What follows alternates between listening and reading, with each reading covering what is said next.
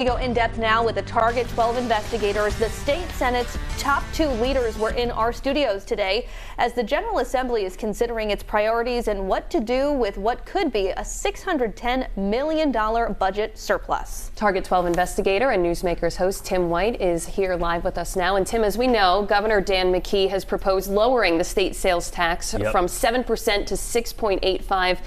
The Senate president doesn't think that goes far enough. No, Kayla, he doesn't. He thinks the sales tax should be lowered even more. And keep in mind, there are some lawmakers that don't think the sales tax should be lowered at all because it may be too costly for the state. But Ruggiero says the sales tax should drop to 6.5%. I think we should reduce it at least 0.5%. I signed on the Senator McKinney's bill to reduce it by 1%. As the leader said, we're trying to get more money in the pockets of the residents of Rhode Island, and whether it's business or just the citizens itself.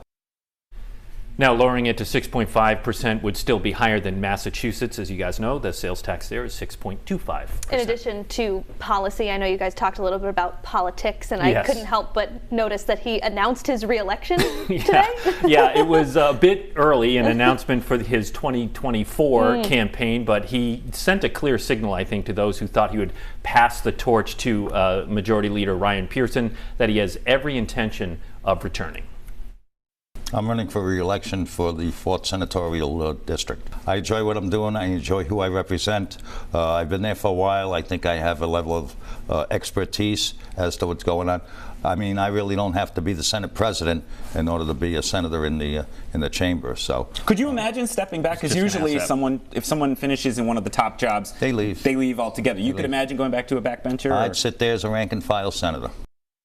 Well, there you have it. Yeah, finally. We'll see. We'll see if he actually does that. All right. Well, finally, Tim, you asked Ruggiero and Leader Pearson about the accident outside the State House in which Superior Court Judge Richard Leach was struck.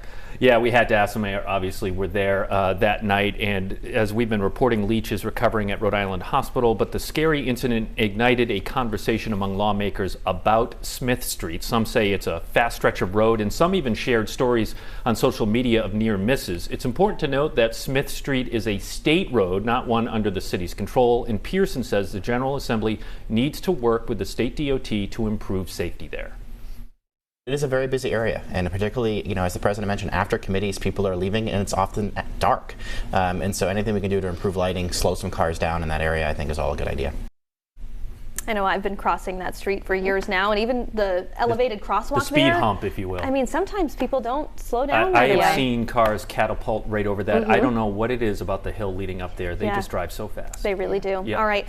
Tim White, thanks so much for being here. That full Newsmakers airs this Sunday, or you can watch it right now on WPRI.com.